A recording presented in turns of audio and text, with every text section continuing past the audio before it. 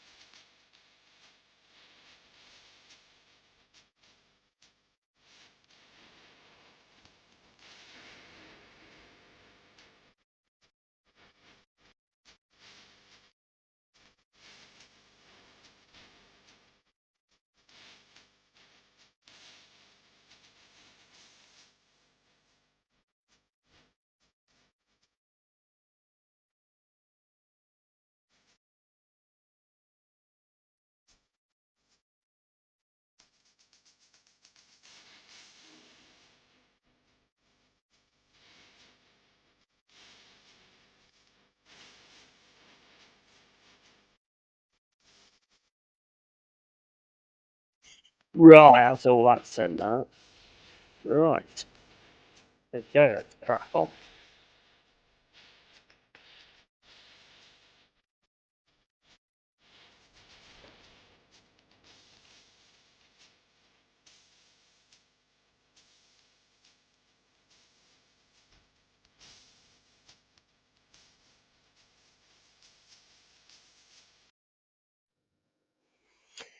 Thin Lizzy, don't believe a word because that's exactly the way you need to be if you're a fan of Arteta because he's an absolute fucking bellend. Right, this is the real deal, guys. Long-haired Yeti here, and back to introduce the first guest, which is Dal, or the Tucking Fosser. And yeah, here we go. Let's do this. Oh, with the Yeti! What's up, bro? Love you, man. What's up? Probably had trouble for playing that, but whatever. Fuck them. I'm not monetized, so it makes no difference at the minute. So who gives a shit, mate? How are you anyway, mate? I'm good, man. I had a meeting before work. Thought I had some work stuff to do, but thought I'd come in and say hello. Start meeting a little bit. 100%, bro. No worries. Happy Friday. It's 10 a.m. Yeah, let's put the Can't headphones. complain. Ready for us to smash United on Sunday 4-0? Oh, mate, honestly, do you reckon you'll be all right on Saturday, or will the FA Cup ball be too different to the Premier League ball? Fuck, that's a really good question, dude. We are fucking shit right now. We are fucking shit. That Newcastle game was horrendous. That was so bad. Our Mama Flossie had the day of her life, and that was a great stream you guys had going too. That was a lot of fun. That was a great stream. Quality, mate. Quality. But no, shout out Mama Flossie. I mean, look at Joelinton. Is Joelinton not the most powerful midfielder in the league right now? 100%. I mean, totally. like pace and power. Yeah. I mean, totally. Over Rodri. Rodri's not out there. I mean, Ryan Gravenberch you can kind of put in there, right? You got the Yates guy. You've got Dominguez. You've got some players. Arsenal have fucking Jorginho. Yeah, I mean, look, I'm not going to take anything away from Newcastle. I just thought it was the better side, to be quite honest with you. I'm just going to introduce Jazza into the stream. Jazza, mate. And also Opfuzz has come in as well, so big up to you, Opfuzz. Oh, and Opfuzz, congratulations on winning the FA Cup game against Arsenal this weekend. We love it. It's not a prediction, Yeti. It's a spoiler. Oh my God. To quote You're Paul delusional. Heyman. Paul Mate, I Heyman. tell you what, I have not You got blow one. Liverpool of delusions of grandeur. You know what? You need to take into account that over the last 2 weeks, I have not got one wrong. What? Not one wrong. I said that Man United was going to get a game. Was going to give a game against Liverpool. Nobody else agreed with me. I said that Arsenal are going to get beat by Newcastle. I got the score wrong, pretty much, but I ain't got one wrong yet. You You're place the any fucking bets, man. You bought any lottery tickets? No, that's what I need to be doing, isn't it? I need to be buying lottery tickets, 100%. When you're on a hot streak, that's the time to buy them. Yeah, it is. Take Yeah. him to Vegas. I Fly just out to don't Vegas, really bro. bother. I don't really bother doing anything like that. But guys, anyway, you Arsenal fans, right? Starting with Dal. What do boy. you? I mean, look, I'm not being funny, mate, but that Right. excuse says to every person that sat in that ground and went to that game in the cold, miserable fucking weather. That said to every one of them, "Fuck you," basically. Yep. You know, and it's like, for me, it's like, well, you know, and it also, in my opinion, which I'd like to get your opinion on this as well, Sure. that said to me that Arteta knows he's fucking untouchable. I can see what you're saying. I've said since pretty much day one, along with Jez and Lee Gunner and the rest of our group, that he will win with his ego. Meaning he won't do what's necessary to win unless it's the way he wants to win. And that is wrong. That's just flat out freaking wrong, right? And you can see it in the man management, the subs that we've been saying for the last 4.5 years. It's all wrong. The tactics, wrong. The style of play, wrong. I mean, we've digressed from 2 seasons ago. We looked incredible 2 years ago. Odegaard scored goals. Martinelli, free-flowing football. We have our Arsenal back. And now we look like nothing more than a little bit of a technical Stoke. Yeah. Right? I mean, it's hard to watch, bro. Like Jez was saying in his video. What tactics, mate? I'm not seeing it. Oh, right. That's what I was saying. Crosses into the box with Dan Burn being as tall as the London Tower or whatever. I mean, what are we doing? What kind of tactic is that? Knowing that Kai Havertz, he's 6'3", is going to go up against 6'6" Dan Burn, who can headbutt airplanes and drones out of the sky.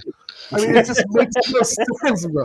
I mean, we can't pass it through a midfield because we don't have the athleticism and the ability to do it.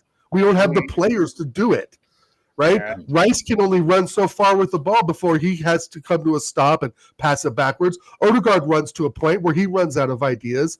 And with no soccer now, there's really no ideas. You know, Martinelli may be in form a bit, but it's not enough. It's just it's not enough. And to know that we're probably not going to get someone this winter window is a slap in the face to the whole fan base. They've lied to us. They've basically lied to our faces. From what I've heard in the January transfer window, you're going to sign a Carabao Cup ball, so you can actually train with it and actually work out how to use it. I don't know. I don't know what Jez thinks about this, but right now, this is the lowest of low. This is the lowest we've been since his reign. Manager, I would think. We have no ideas. He has no ideas. Nah. Jez, how you doing, bro? You all right? I'm all right, mate. Yeah, I mean, I did actually call that when I said Newcastle would win 2-0. You did. And it's just a sad indictment, mate, of where this club is right now. It's a disgrace. I mean, the man is clueless. When he take off Partey for Jorginho, what is he thinking? What the one creative midfielder we've only got at the moment is Partey. Yes, he did have a great game the other night, but nor did any of them. Right. But it just shows this manager is now losing the plot. He's clearly I think losing some of the players, it's clear that Trossard don't want to play for him. He rejected a new contract for Christmas. So I wouldn't be at all surprised if it comes the summer he's gone out the door. So I can also see, sadly, another few players going out the door, because I said at the start of the season, if he doesn't win a trophy this year, in one shape or form, these players are going to say enough is enough. I'm talking about the likes of Saliba, Gabriel. Yeah. These players, they're the ones that are going to say, sod this. You know, Real Madrid will come knocking, or a team like Real Madrid, maybe Bayern Munich, come knocking, and they're not going to turn it down. They're going to say, Yeah. I'm out, I'm gone. And then what do? We are in absolute free fall. And I'm not confident at all. A few weeks ago, I was pretty confident about the game on the Sunday against Man U, but I've always said it's a Man United Arsenal game. They're our biggest rivals outside of the tribal rivalry of Tottenham. That's a different story. But at the moment, from what I'm seeing, Man United are starting to get it. They're not great, they're not brilliant, but they're putting it together. And the only bonus is that it's at the Emirates. But let's be fair, that don't really mean a lot nowadays. Man United come to town, mate. You know, they're not coming down there just to roll over. They're going to come down for a proper fight. Yeah. Anthony says, big up lads, but fuck you up for us, your enemy for this weekend. Fair enough. Dal, mate, if you're eating, I'm going to have to drop you out. I'm good. You finish, bro. Just give me a thumbs up when you finish. It's all right. I have a bit of a thing about eating on stream. I'm just not one for doing it. And Hot Fuzz, how you doing, bro? And when it comes down to sort of Man United, I don't know what you think, Hot Fuzz, but for me, on that Man United Liverpool game, it seemed like you clicked a bit. I think it's one of those where I think in history we've seen that the bigger the stage, the bigger the game, the more the players who like to switch on and off, they feel, oh, there's an incentive behind this game. We've got to go up and find another gear, and it's just like, but you could have so much more. You could have, you know, your wages would be more deserved. All the adulation, all your PR surrounding you, all of that, you would deserve it. You'd be getting it justifiably if you just upkept those standards every single week. But you don't, and because with these players with the squad, they just pick and choose when they want to switch it on, and it takes for us to be in a horrendously bad situation to go to the toughest game in the Premier League campaign for Manchester United to put in probably your best 90-minute performance of the season, and it's just like, why have you saved it for then? To me, that was the point. I wanted to ask you, what did you think about like Bruno Fernandes? His comments afterwards, because I find that a little bit of slap in the face to the people that go to the games, saying that we turned up today and all this, that, and the other, and I mean, fair play to the person that was questioning him. They actually turned around and said, "Well, why can't you do that for every game? Why is that just this one sort of thing?" Yeah, I think with Bruno's comments, it's just like, you would be going, 100%, Bruno. That's the mentality we want. 100%. Except you've kind of been at the forefront of everything that's been bad about Man United for the past 18 months.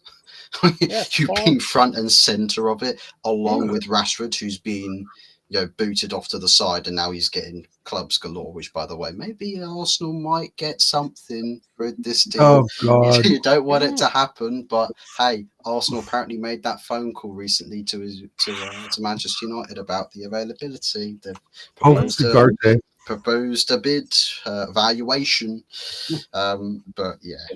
It's just a madness for me. But Bruno's comments, Yeah, Let me it's- just bring the second baldy of the panel in, which is early doors. So let's bring him in, and you can be the next one that I ask the Voldemort. question to. Then big early door, big early doors, big early doors. Bring in You the guys- Potter! Oh, where's my intro music? the irony of a bald person celebrating Potter. So Taunt, mate, Taunt, Graham Potter, mate. What's your thoughts? Because I know you said that he probably wouldn't be. I mean, I've seen some weird comments that that Lopetegui got treated unfairly and Potter's just going to flop and all this. It can't be any worse, can it? No, he's not going to be worse, that's for sure. I think he'd be a good fit, actually. Yeah, it's one of those. Everyone's looking at the Chelsea debacle, what happened there, but you can't rely on that. I mean, at the end of the day, whatever manager winning Chelsea at that time, he was on and hiding to nothing. Because what was it now? 50 odd players they nearly signed, and he had to do something with that. Yeah. So I think it'll be a good mix. I mean, listen to his socials he's done for the club. He says a lot of positive things. The encouraging thing is he's bringing in he's interested in the young lads, the youth, and the academy. So that's great to hear, because that's something that's been lost for even before Moyes. We lost that side of things. So if he can bring that in, it's got to be positive. But anything's got to be better than Lopetegui. At least we'll understand him on the press talks, because I'll say the last one I watched, I ain't got a Scooby-Doo what he said. No idea what he said. The Emery days at Arsenal. Yes. Yeah, you've also got to take into account as well.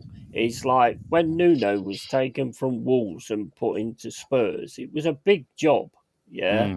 And Potter had the same thing. He went from Brighton into Chelsea, which are expected to win the league, Champions League, all that kind of stuff. So that was a big job as well. So him actually, I'm not saying that you are lower than them, but I'm just saying that you taking on Potter now, he's got something to prove now as well. I think it's a great appointment, to be honest. Me too. I think the fact of sorry, Dad, he'll get him playing. I was just going to say he'll get him playing, Tone. He'll get him playing some good football, at least some attacking football. Yeah. I mean, you may not get all the results every weekend, right? But at least that the players are going to be able to at least understand and communicate and express what he's wanting, right? And Lopetegui, or whatever his name is, like the accent and the non-command of the English language is a very big deal. Yeah, I think it's a huge deal. It doesn't get talked enough about as much, probably, but I think with the right mix, with the right setup, with the right coach, you guys have the players, man. You guys have the players. There's talent in that team. Definitely, 100%. I totally agree with you on that. Vargab says, is the long layoff a concern or good for learning? I actually think that will have done him good, actually having that bit of time out and stuff like that. And he's saying with Nuno, I always said with Nuno, if you can get like Forest playing the way that you had Wolves, we've got a shot. Yeah. And with Potter, if he can get West Ham playing like he had Brighton, there's a massive shot there, because you've got some fucking really good players like Dowsett. No, it's true. I mean, I think that's the key thing. I mean, I've seen a video that showed you him at the their first training session, and there's some music being played. Not you'll never walk alone. It wasn't that, so that was one good thing. They played, but you can see the players who are actually enjoying themselves. Played Morrissey. That's the key. Yeah, exactly, Dale. That'll get them going. But see that turn around. Villa's song? Was it their song? Yeah, sitting in the background. Get used to it. But no, it's good. It's good to see it, because I think that's if you can get the players on board with him straight away, then that's a massive hurdle to climb straight off. Right. I mean, we know he's been out of the game for 2 years, and I think the recharge is probably good for him. Because we know with the Chelsea game, we saw it aged him. He aged overnight. He was dealt a really raw deal there. You know, I mean, look, you've got to look at it in this respect. What Cooper did, you've got to say, was amazing. He brought in 26, 27, 28 players, and he created a team that kept us in the league for 2 seasons. Yeah, agree on I that. mean, you've got to respect that. And doing that same thing with Potter, he was expected to start challenging at the top and all this, that, and the other. Anybody's going to struggle with that. It's going to take so long to actually get it right when you've got all these players and they're all going to be going, I want to play boss, I want to play boss, I want to play boss. Right. So it's going to be a difficult situation, isn't it, in that respect. I mean, apparently, I've heard you've signed a porn star. So, I mean, I thought you'd been getting fucked enough already this season anyway, but obviously you want to get fucked a little bit more. Well, it's David Sullivan with his sales, with his porn stuff, isn't it? David Sullivan just looking after himself, spend the money and take it back on board. It's great stuff. Am I going to start seeing Pornhub sponsored by West Ham? Oh my god! Yeah, well, betting's going out the window, isn't it? So you might get something else in. No, you could have Russell Brand wear a West Ham shirt with the Pornhub right across it. Give Johnny Sims a season ticket. Yeah. Let me ask you guys a question. If you're Potter, what's the harder job in Arsenal? If Potter was looking at Arsenal or Chelsea, which of those 2 jobs is harder if you're an incoming manager? Arsenal's an easy job if you're an actual manager. Chelsea's the hardest job. Chelsea, I think so too. I mean, the fact of Abramovich when he was there, we saw it with Ranieri. I mean, he got him second, and that wasn't enough. He was gone. He was gone. Right. And with Todd Bowley, it was just kind of him making his mark. He had to do Arteta 870 million. He went for $1 billion, so he just had to outdo him. But yeah, Chelsea's by far the hardest one. Harder job. Because the problem was when you look at the Chelsea, you think they got rid of Mourinho, Conte, was it Sarri? It was players that did that. They got rid of their managers. Oh, Would you say the pressure is equal, though? Yeah, Chelsea might be a harder job technically, but would you say the pressure is just as equal? I think if you look at it from an Arsenal point of view, it's the pressure is winning something. That's the biggest pressure that as Arsenal's got. With Chelsea, it's more to do with the powers to be. You know what? The scary thing is I would actually go against that because I would say that the pressure at Arsenal ain't that much. Because if you look at some of these top gooners and the fans, they will take anything. And this leads on to my next question, and it goes to you, Dal. You're over there. I don't think I'll ever get used to that. Okay, but right, Arteta saying that you lost that game because of the ball. Go. Because he has nothing else to say. He's not going to comment about the players. He's not going to comment about his lack of ability to manage the players. He's not going to comment on why Kai Havertz even is on the fucking bus anymore. I mean, my God. He's not going to take self-criticism, and he's not going to criticize the team. So you can't criticize the weather. You can't criticize the refs. You can't criticize the other team. What's left? The fucking ball. That's all I got to say. Yourself, right. And he won't do that. Why? Because like Jez says, he's a prick from day one. He's just an egotistical prick. And like I said, he will win his way regardless if it's the right way or wrong way. And he'll take losses on his way. 100%. That's where I'm just, again, I've had it with him since the Bournemouth game this season, since we lost 2-0 to Bournemouth at home. I mean, I know Bournemouth were a decent side then, but they're crap now. They went nowhere with that win, right? So I just, you look at Forrest, shout out to Forrest, look what he's doing with, you could arguably say, less known players, right? But at the end of the day, I agree with what Jez says too. A couple weeks ago, the players don't care anymore. There's really a sense that they just don't care. And they're just going through the motions. And I think it's because of the manager. I think it's not the fact that they don't care. It's the fact that they're just like playing to the fucking the Hitler or whatever he is. Yeah, there's no sort of playing to him. There's no what's the word I'm looking for? No, I don't know. Urgency. Urgency. Thank you. That's the one, folks. There's no urgency to win these games. It's just going through the motions, passing it to Odegaard. He looks to the right. He ignores Martinelli. Saka's not there, but he goes to the right anyway. I mean, giving up the ball, bringing Jorginho in. The guy's like 90 years old, can't even run. And then there's like, well, we can't do anything in the January transfer window. Fuck off. I'm done with these excuses.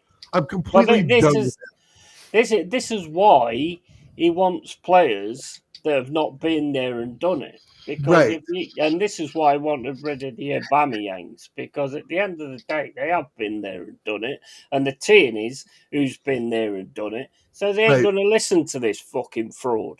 Because he doesn't know what he's talking about half the time. I mean, like I said, I think he's an okay coach, a good coach for like a youth team or a high school team or maybe a college team, maybe. But not at this level. He can't manage the squad. He can't manage the squad at all. It's completely out of his hands. I mean, Edu quit. I mean, of course we're not going to get anybody. We don't have a fucking sporting director.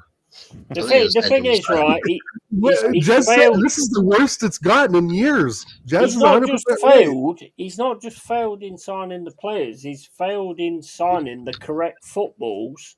That means he can challenge in all the competition. The ones that are a little heavier or lighter. Completely different.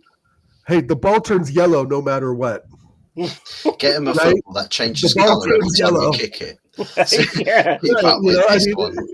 Are we trading out there with weight balls? I mean, what? I don't know what. When he says that shit, it just annoys me. And I'll tell you, that's another nail in his coffin of these press conferences. The one I think that did him the most damage, that is sackable in my opinion, is comparing the charity shields to trophies. That is fucking sackable.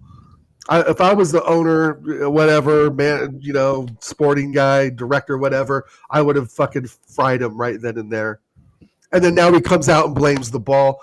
The guy's completely lost it.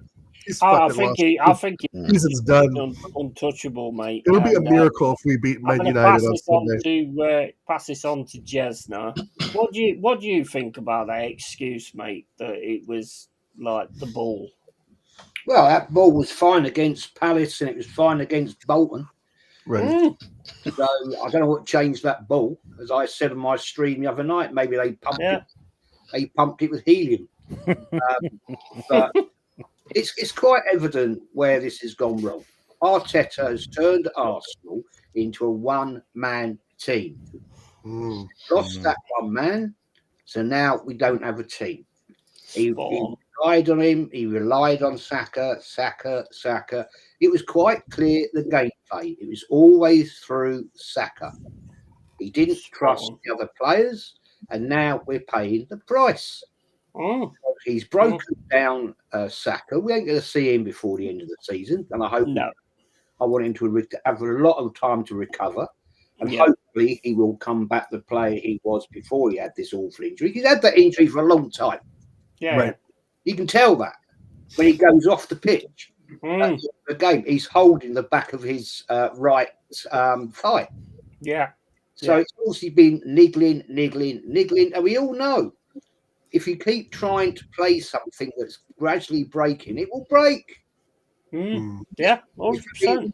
A bicycle, a car, a bloody aircraft, it doesn't matter. It will break. And he broke Saka. Hopefully he will come back the player he was. Because look, it's happened to other players. Fowler. It's a bad one, though, that is.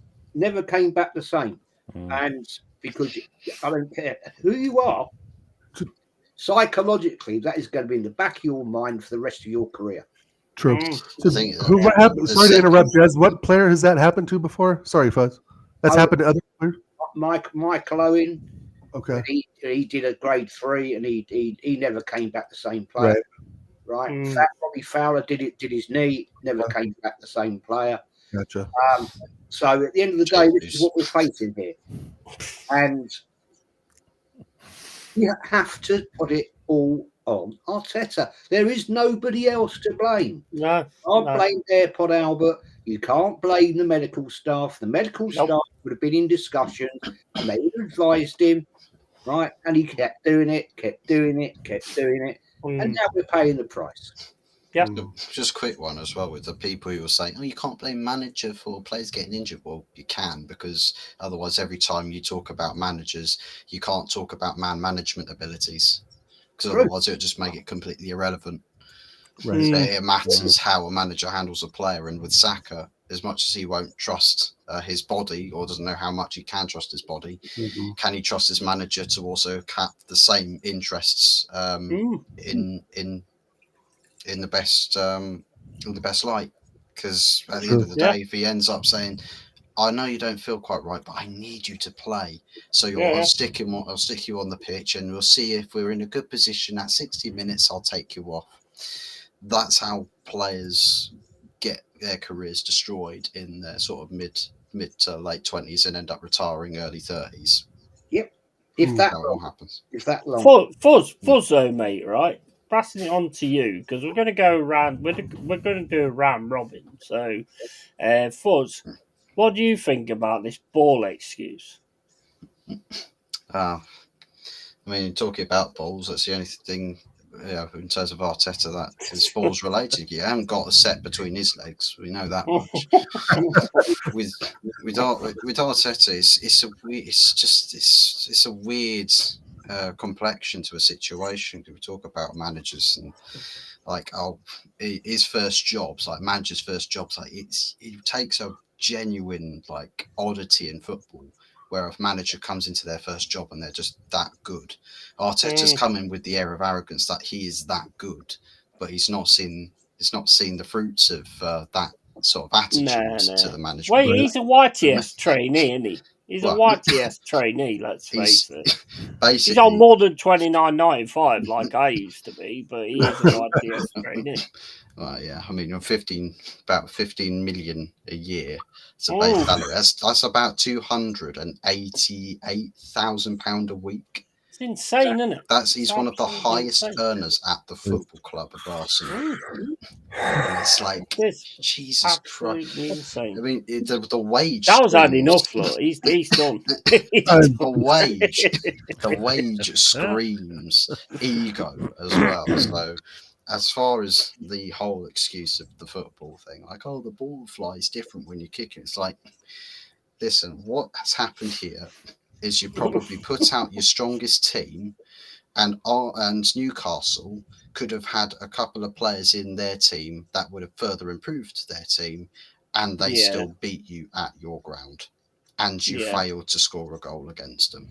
So you're looking where your perfect facade of everything's great at Arsenal and phase 5 is nearly finished, guys. We're going to go on to phase 6 and go on to the next step of this beautiful Arsenal journey. And the cracks are very much, it just looks like Humpty Dumpty's forehead at the moment. So they are, the cracks are coming. The cracks are definitely there now. And it's just one or two more key decisions that he ends up making, and it will all completely fall to pieces. And even his most loyal backers have to look at it and go, well, actually, factually, we are worse than XYZ teams when we were clear of them a season or two ago. So in Man City, looks like they're sorting their situation out in the January transfer window. Couple of players here or there. Nobody knows what's happening with this court case. So Man City could fix up a couple of issues with their team.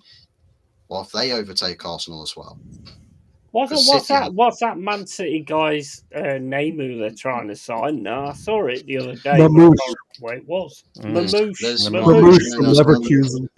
I think it's Leverkusen or Stuttgart. One of those. I know it reminded me of the Kate Bush song. Babushka. No, he plays for Frankfurt. He's in the Arsenal. Arsenal want him. City advanced. How many players do you guys want that everybody else gets? You want a list? Right, on to early doors. We're going to stick with the ball because I want to talk about this ball thing, because to me, I think that was disrespectful to every fan that sat in that fucking ground. Although there weren't many because there was a lot of empty seats, but we won't go into that. He blamed that on the fans as well. He Yes, blamed yeah, fans for leaving early. What a Well, wanker. you start doing that, mate, and the fans will turn on you. Mm. I'm sorry to interrupt you, but No, that's a good thing, isn't it? speaking to DJ, he walked out at half time, right? Mm. He was cussing off Arteta, and and DJ was getting abused from younger fans, and he just thought, "Fuck this, I'm off." Right? But you start once you start getting a manager, right? You start to blame the fans. You know it, seen it in past in other clubs. The fans will walk and they'll say, "Up you, mate." Yeah. Sorry to interrupt. No, go for it. Not even started, so it's all right. I mean, the arrogance of this man is unbelievable, and the fact that the club's giving him, the extension of this contract, and then he comes out with comments like that. I mean, as you said, it is literally taking the piss out of every single Arsenal fan because he doesn't care. I mean, like Fuzzy just said, £288,000 a week, £15 million a year. He thinks he can just say anything, and it's like, no worries, I'm still going to be here. Yeah, and I know fans are going to moan and groan about me, and it's like, no worries, I'm still gonna be here. So bring it on. But the the worst thing for me is the fact that they've got these handpicked fucking journalists, because any other journalist would have turned around and said what Mama said earlier and said, well, Jesus scored a fucking hat-trick with that ball. Mm-hmm. Yep. But they won't do that, will they? No. As you said, handpicked selects. But yeah, it's Newcastle had no problem, and as Jess said, the other two teams also had no problems against the other two teams. If you can bang in goals, I mean, look, he blamed the wind as well in a game. What's it? Something else he blamed as well. It's nonsensical. It was the dog's fault. Yeah, that's the other thing. It was when the dog, because like normally, like you go in and you do like your things before you go into a game, like cross your chest or whatever. Win normally has a pee outside the ground, but he didn't have a pee, so it was all his fault. The fact he didn't have a pee. It's fucking insane, isn't it? Anthony, bro, how you doing? You all right, mate? You prick. Not too bad, yeah. And what do you think about it, bro? About the ball. Well, my ball's all right. I actually shaved mine before I come on the show, so it's not too bad. Are your balls straight, or are they like the tree? Anthony got a manscape. No, they're not like the tree. But, one dit's lower than the other, but that's called standard. But more balance there than there is in Arsenal. Is this Kenny's nuts we're talking about? Like Arteta, we're not too sure if we're going to win or lose. Like, do you know what I mean? It's like, well, what's going on here? Instead of doing the animal predictors, what you do is just look who's winning, the home team or away team. If the left was down further. Can I just say something before we carry on, kind of thing? And that, I mean, we know Yeti's holier than thou, but that halo above your head, Yeti, is fucking massive. You fucking devil coming out of there. I'm glad you noticed that, because that's the way I set it up. Yeah. This will be the halo. Looks like ESPN over there. But I just think he's a manager full of excuses, Yeti. I'll be honest with you. Yeah. I mean, I keep blame a ball. If the ball was that bad, is what you say it was. How did Newcastle score 2 goals? It's that simple. Do you know what I mean? So to be perfect, I mean, I said it on a show the other night. I think it was on our show on Wednesday night.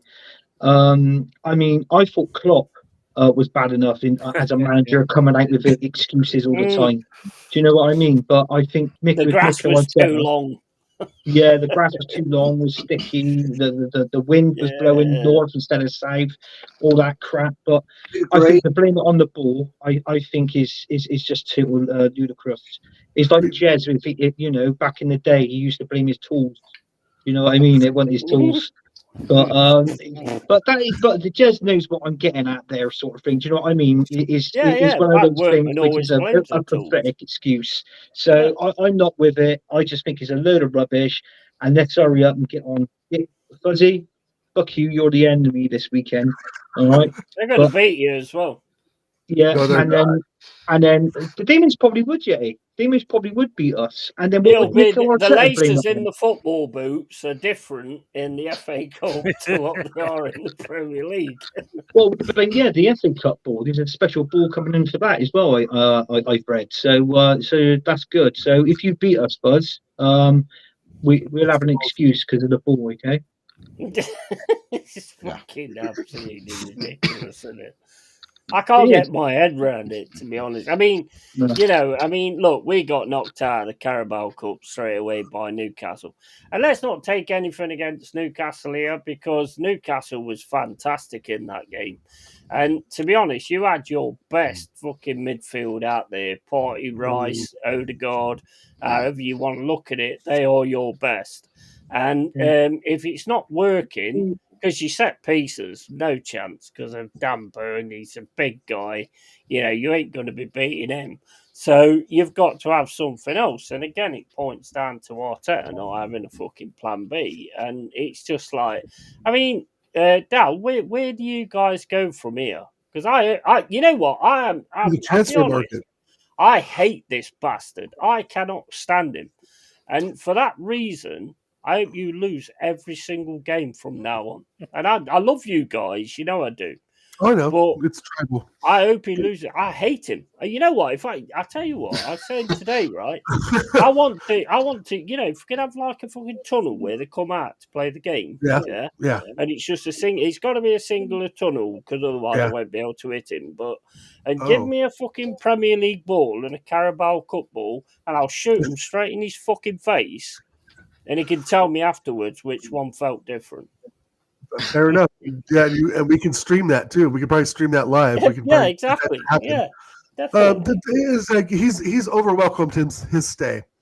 The rubber hits the road. He's failed every single time. We have 0 Europa League Cups. We have 0 FA Cups under him. I'm not going to say the one. Okay, 1 FA Cup.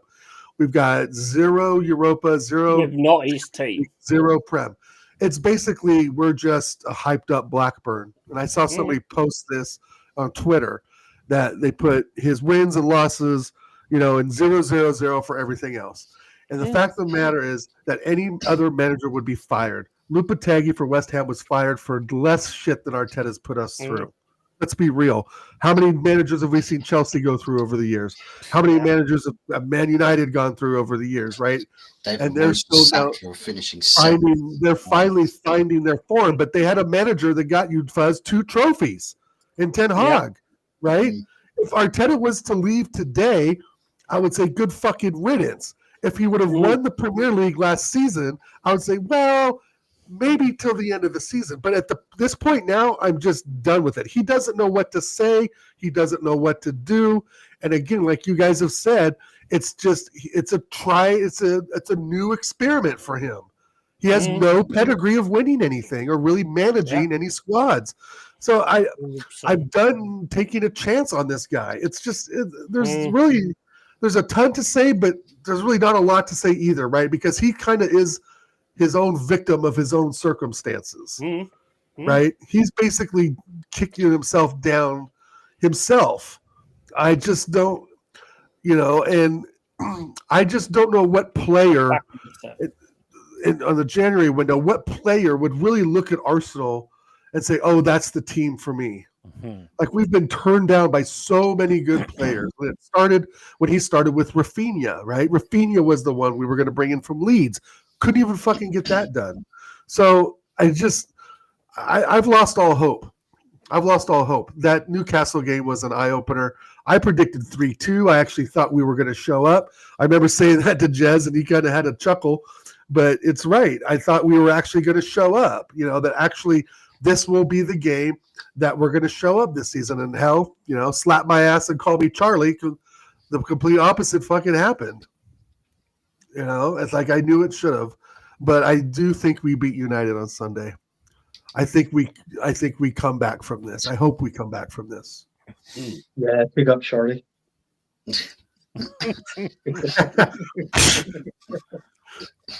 Yeah, I think on Sunday. I think with Sunday, it's like you've kind of.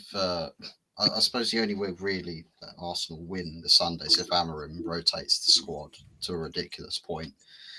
because to be honest, he can afford, Amorim can afford to go full strength as the same team or like one or two players different as he did against Liverpool, because he's had a whole week to train and prepare for this game. He's not had the midweek fixture like you have. So you, on the other hand, with Arsenal, you have to essentially take this game seriously. You're playing a full strength team, same team you played against Newcastle, to basically to keep the season relevant, because otherwise you've only got Champions League and Premier League. Outside of that, you're not really. You've gone from being a solid outfit in Champions League to, well, the second you get to a knockout stage against a decent team, goodbye. It's Champions League over. Premier League, well, I mean, Man City, if they come back and overtake you, I mean, Chelsea, if they sort their stuff out in January, that's another team right there. Newcastle, if they're one of the most informed teams, they could catch up to you. Nottingham Forest don't look like they're slowing down. Man City, they could. We're winning it all, bro. We're winning it all. So it's actually quite a few teams. I'm just bouncing out. I've not eaten all day and that. Been a bit. Yeah. I'm going to go have a lunch and I'll be listening. Cheers for coming on. As always. You go watching on for the game later on? Yeah, I'm trying to look to do that. Yeah. Hopefully do it. Catch you soon. Yeah, enjoy that, bro. Take it easy. Catch you later. See you soon. Ciao, mate. Yeah. Yeah, I mean, look, Nuno will, but there's been things that he's said. If anybody wants to jump on, by the way, from the chat, jump on. I've put the stream there. I don't know how to do, put it at the top. I've no idea. But if anybody, but the thing is, it's like, I forgot what I was going to fucking say now. I'll remember in a minute. I did something else I was going to say, and I can't remember what it was now because I went on about that. But no, that was it. Nuno, right? We get annoyed when Nuno turns around and says, when we lose a game, he'll turn around and say, "Oh, we'll learn from this." That angers me. But I never expected to. If he said something like that, "Oh, the ball's different," and all this, that, and the other, he thinks he's well, he is. He is absolutely untouchable to say something like that. Because the owner of that club who employs him should have turned round to him and said, well, if you can't play with a different ball, are you really the manager that we need? Well, remember, like Arteta and Kroenke are like that. Or Josh Kroenke and Arteta are like that. Well, Kroenke's in the cult, isn't he? That to me is the big problem. I don't know what you guys think, Anthony and Jez, but Josh Kroenke and Arteta are just, two peas in a pod, man. Josh Kroenke employed him, so yeah. There you are. Says it all, really. Yeah. It's like I honestly just don't get it. I mean, I couldn't believe when I saw that excuse. It was like, what the fuck is that all about? The ball's different and stuff like that. Still fucking round, still made of fucking leather. If your players can't fucking kick it, then that's your fucking problem. Isaac didn't have an issue with kicking it. Nope. So I don't get that. I honestly don't get it. But I mean, going on to sort of like Liverpool Spurs, yeah, and what happened there. I mean, Spurs are like, Desi's shaking his bum like crazy on a cup that he said was dusty last season and he'd never celebrate it and all this, that, and the other. But he is celebrating it, let's face it. He's trying to sort of put it over as in, I'm just celebrating my team winning. Fuck off, you're celebrating the actual cup, bro. Do you think that in that second leg, do you think that Liverpool's going to get that back? Yep. Gotta go to Anfield. I do. 1-0. It's a bad night. I mean, I watched the game. I have to be honest. I wasn't that impressed with Spurs. To be fair, no, they got away. It's just one of them nights where Liverpool just didn't turn up. And game. I'm confident they'll beat them probably 2-3-0. Yeah, I reckon so. Yeah. Yeah, I reckon the same. I reckon the same. You know, that 1-0 lead is no good enough.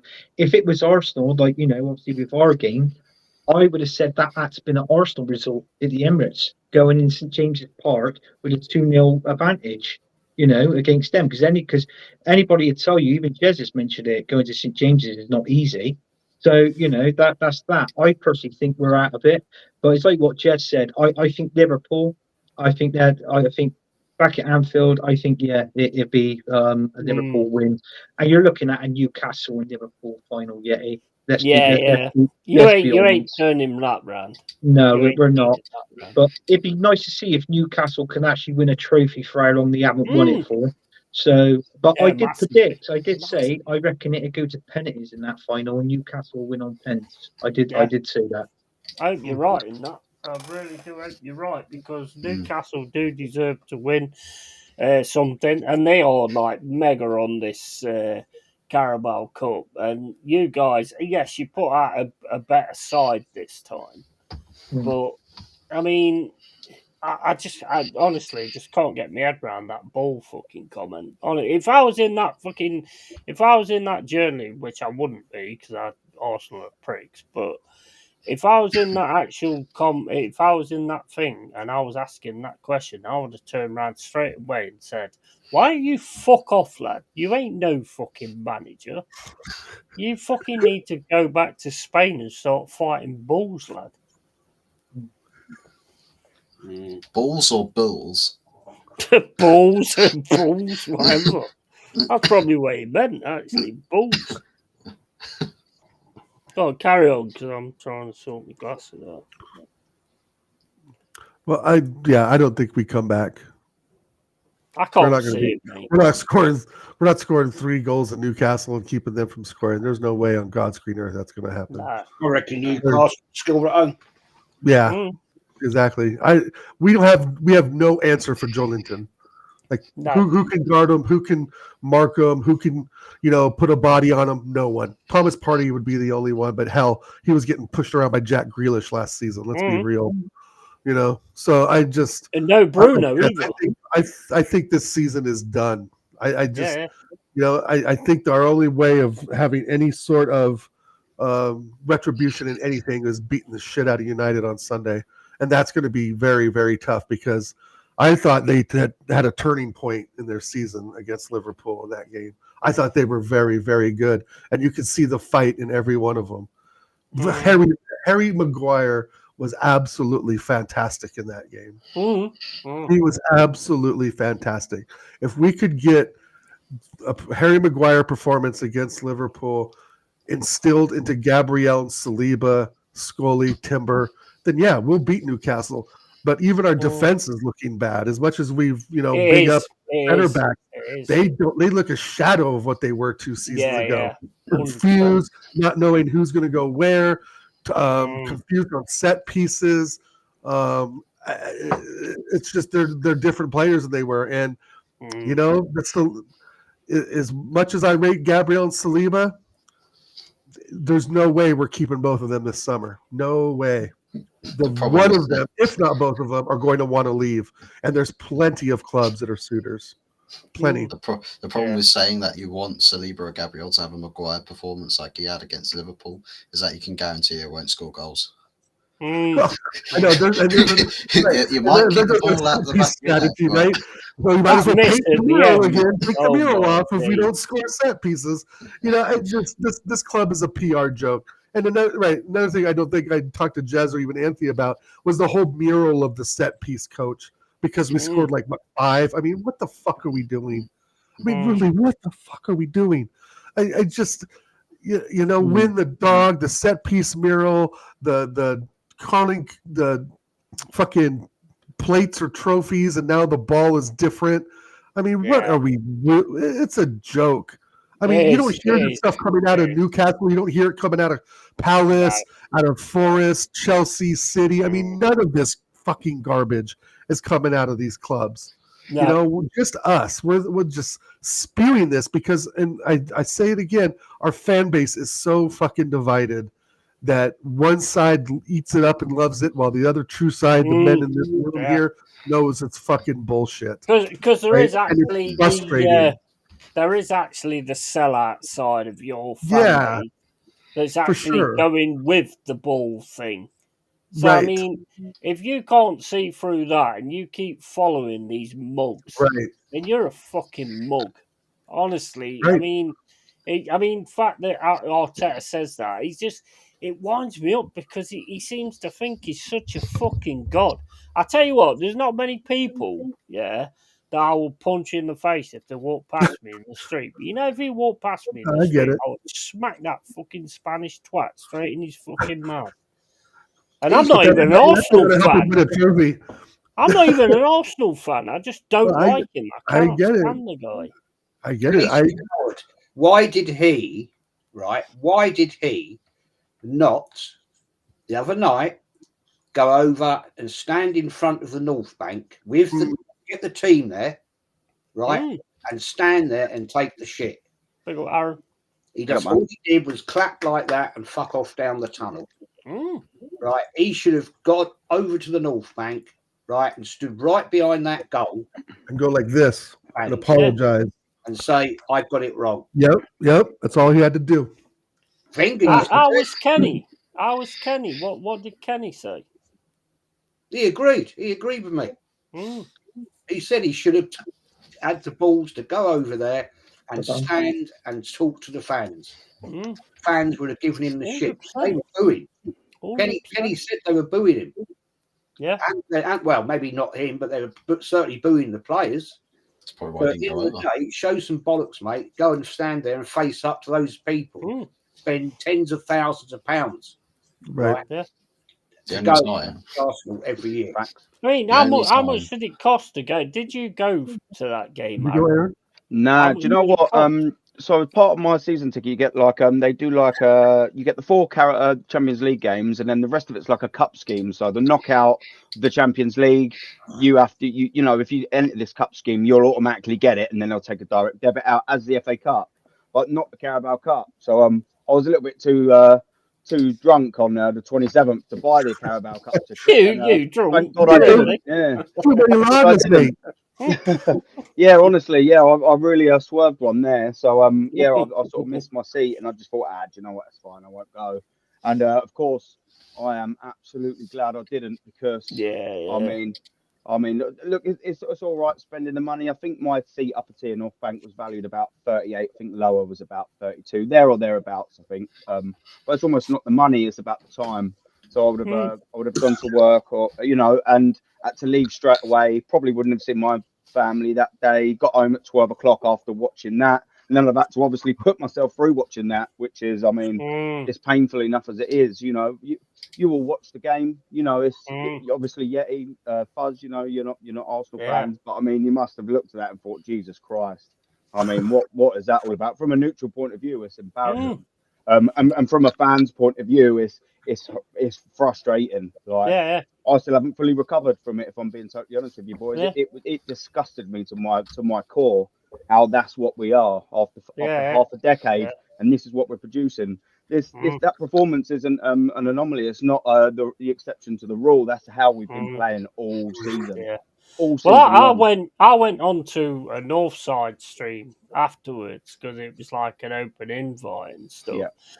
And I turned around and said, I feel for you guys, and I do feel for you guys, not the fucking idiots. I could punch them in the face as well. I have this thing about punching people in the face at the minute, but come down, I'll pay for your fare, but just come outside the Emirates and just start smashing people up. But it's like, it's like if you look at like when I went onto that North Side stream, Natster was on there. Big up to Natster. And I turned around and said, I feel for you guys. And he straight away went, I'm tired of people saying they feel for us and all this, that, and the other. So I sort of put it into context afterwards. I says, the thing is, what you've got to take into account, it's not about me feeling for you. It's about us being out of the league for 23 fucking years and me feeling for you. And that is fucking bad. Yeah. Mate, So, and just sort of while you're on that sort of trail, do you know what? Fair dues to Nottingham Forest, man. I think you've been exceptionally better than us this season. yeah, absolutely. You deserve to. I can't think with how the table actually sits. I know there ain't much different, if any difference, but you deserve to be in front of us if you aren't already. I'm not quite sure. I haven't looked at it, but you absolutely we're do. not in front of you. You've got too many goals, so we're on the we're in the third. I mean, you got too many goals because apparently the Premier League ball is different to the Carabao Cup Oh, ball, so you can score goals with the one with that one. But yeah, I'll smack this. yeah, I mean, at the end of the day, we've got Liverpool on the Tuesday, and I think Liverpool are on a bit of a wobble now. So I think we could actually get the double there. Yeah. See, The why not? United started the downward spiral. That's just me taking credit for everything. To be fair, I think it started before that though. I Yeah. think it started before United. I think it's sort of like it started wobbling in the game before that as well. So I actually think there was a wobble there. I mean, look, I'm not saying that we are going to do the double, but I mean, that would be absolutely fantastic. They might react in a different way and go, right, we're going to fuck these Forest lot up because they're the only ones that have beat us this season. So it could go like that. I don't know. You've already done the harder job though, beating them at Anfield, didn't you? Yeah, I think you'll get a result. I don't know what in what shape or form it'll look like, but I reckon you'll get something from them. Well, this was going to be my next form of questioning, so I'm going to do a round robin. I'm going to go from Dal to Jez to what's your name again? Altfors, and sorry, mate, and Anthony the prick, and then Aaron the prick. Right, so we're going to go for Dal. Yeah. Forest, mate. Forest. Yeah. What are you thinking? How come? What do I think? Do you want to get booted out? Back up to the Midlands, mate. No, I don't know. No, they're all right. No, I've said it before. He's a problem-solving manager, right? He is able to identify problems and fix them, right? That's the thing Arteta can't do. We'll see what the United cunt can do, but Nuno's proved now that he can take he can take a team and just fix the little problems, right? Because the team wasn't overall it was good, right? Overall there were some decent performances, but now he's been able to just sort of take that blueprint and find little improvements, find the right players to play the right positions. You know, something Arteta just won't do. He won't look at the big picture, right? I think Nuno's looking at the big picture, and the fact of the matter is, you guys know you're playing above expectations. But that vibe and that urgency that Fuzz was talking about earlier is what's going to keep you guys going. The urgency to win, the urgency to win is probably over your ability, if that makes sense, right? Is that what I'm saying? Like, so you don't think we can win the league then? What's that? You're not going to win the league. No. You're going to come. I think you're coming.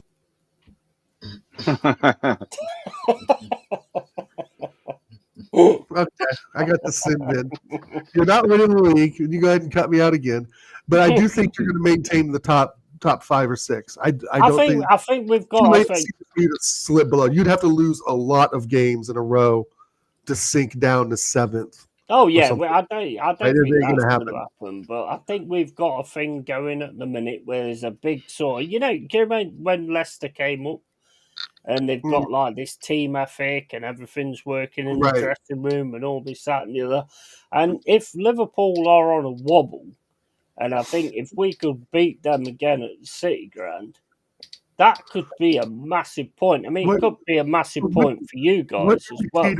What indicators do you have as a Forest fan that Liverpool are on a wobble? Because they drew with United? No, because even the Spurs game, they just didn't seem like... They seem to have dropped a touch for me. Right. That's just what I'm seeing from my mind. I see what you're saying. I only saw the first half of that game, and it was utter crap, and I just turned it off. I didn't think the first half was very good at all. I didn't even see the second half at all. So, well, with that being said, I mean, yeah, but at the same time, is Arne Slot really focusing on the Carabao Cup? Is that I'm not saying that. I'm just saying a team ethic is to keep winning. It's to keep winning. For sure. When Manchester City kept winning the league, they kept winning. Yeah. Right. And when you start to lose, doubt starts to set in. All Right. those kind of things start setting. And But I you think haven't at really the minute, lost. Liverpool on a little bit. But damn, look, I'm not going to sit here and say that I'm not going to put myself out there and say that Forest can win the league, obviously. Of course they can. You know, points wise, we're right up there. We have got a possibility of winning it. We are in a good stance at the moment. We are playing well at the moment and all that kind of stuff. It could also go to shit, and we could also, but it won't go to shit to the point where it's been before. So trust me, in the next few years, when we win it this season, we are fucking going. We are there. We are coming.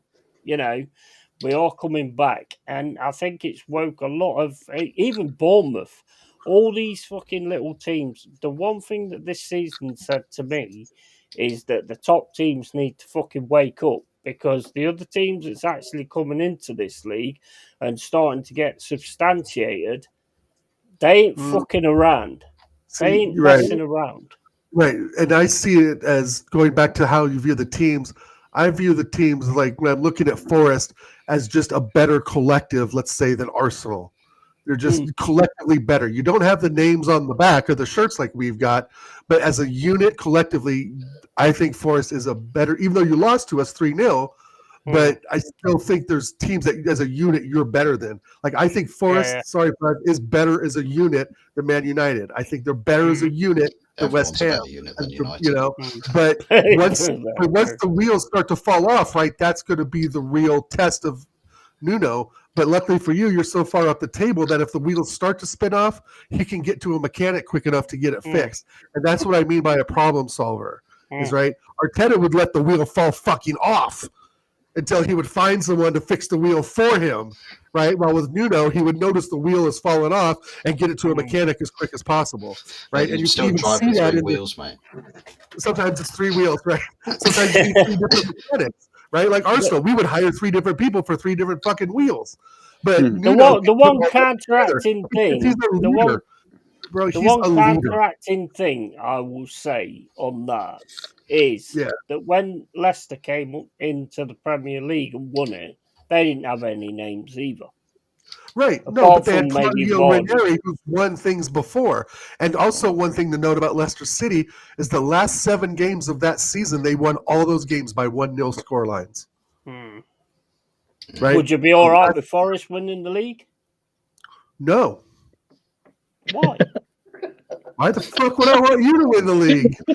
So, mate. Jesus Christ, I've been waiting 21 years yet. He don't give a shit. This bro is fucking now in the going Prem after 10 years in the dungeons. Come on now, man.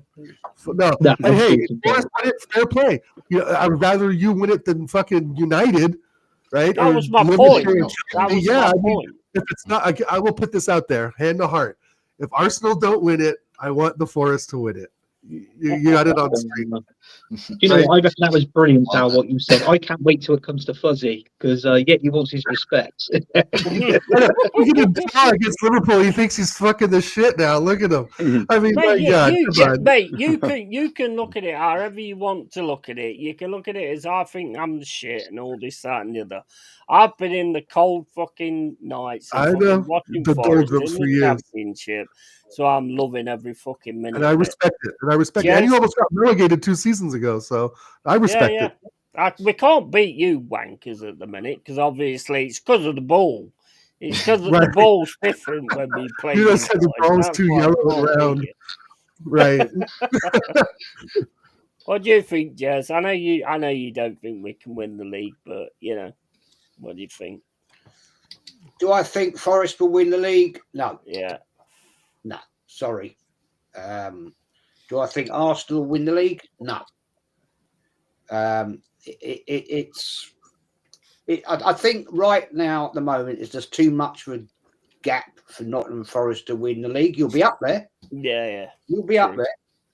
And I wouldn't be at all surprised if you surprise all of us and go on an FA Cup mad run. I could see that happening, but I just think Liverpool just got that little bit extra. Yes, they've had a pitch They had a glitch against Man United, and they had a glitch against Tottenham. It could be. I'm not saying it is, because Liverpool never capitulate when they're actually trying to win anything. It could be that he's not focusing on the Carrier Bag Cup. It could be that he is focusing on the league. That's what I think. Yeah. It could be that he's like, yeah, we're going to put a team out tonight. We're going to go for the Carrier Bag Cup. And if they get to a final, then of course they're going to go 100% for it. Of course they are. But it may be that it's not his priority. Yeah, 100%. Yeah, totally. But they want Europe, of course they do. And I just think there's just a little bit too much for them that they could actually just like, they may have a little bit of a breakdown. Man City have done it, but they always bounce back. But at the end of the day, let's not forget here, right? Man City is starting to pick up again as they they are. In the new year, they've had a pretty torrid time thus far. But January signings in as well. They're going to spend, aren't they? Yeah. So from Lons, there's about coming 30 mil. They're not. I don't think you can write them out of the game. To be honest, I mean, my point of view is this, right? I'm enjoying what I'm seeing at the minute. Obviously, as a Forest fan, it's obvious to be enjoying this. But it's like, well, there's a lot of different things that can happen to the end of the season. I mean, we've not really had a dip or anything like that. Most teams have like a sort of a blip or whatever like that. So that could honestly happen to us. The one thing I'm happy about is we ain't getting relegated this season. That's the fucking main thing to celebrate. We've done enough to not actually get relegated. Eventually, I do think we're coming for it all. I've got no doubt about that whatsoever. I listened to the chairman, the owner, and what he says, if he ain't working with one person, he'll get rid of them and another person will come in. So I do think there'll be big things there. What do you think, Fuzzy? Can we win the league? Yeah. I mean, you had the same insurmountable odds. I've always liked Fuzzy. Well, it took the insurmountable odds to overcome for Leicester to win it. And it's like if you're in Nottingham Forest position, if you're within that dressing room, it's sort of like you've got like a fork in the road. Do you look at where you are positionally and think that's within touching distance? Let's take the Premier League really, really seriously and see what we can do in the way of getting as close to winning that Premier League title as possible? Or do you just say, well, playing without as much of that pressure on the Premier League is the reason why we pick up so many points, whereas everybody else is having difficulties and dropping points and out of form and in their own little crises. We're just going along as happy as can be. Game in, game out, just do our stuff, get in, score some goals and get out easy as you like. And I think what sort of mindset do you choose to adopt if you're in Nottingham Forest at the moment? And so I think if for me at this moment in time, I think just do what's working for you already so far this season. Because even if you don't win the league, you're not expected to win the league, but you're in a really good position. That's a finish the season strong. Wicked point. You finish strong, and if you finish the season in the top 4 and qualify for Champions League, I mean, that straight away. That's huge. That's huge. Well, not as much of the risk, but massive rewards. So I mean, if never mind winning Premier Leagues, Champions League, I think is a very, very, very realistic probability at the moment. Yeah, absolutely. Champions League? Yeah, why not?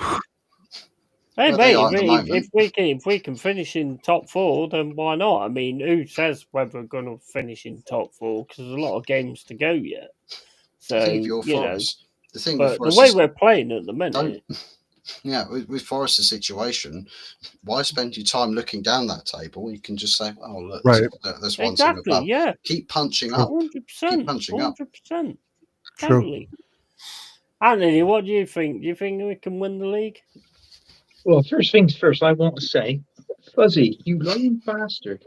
After Wednesday night show, we were talking about Nottingham Forest, right? And what did you say?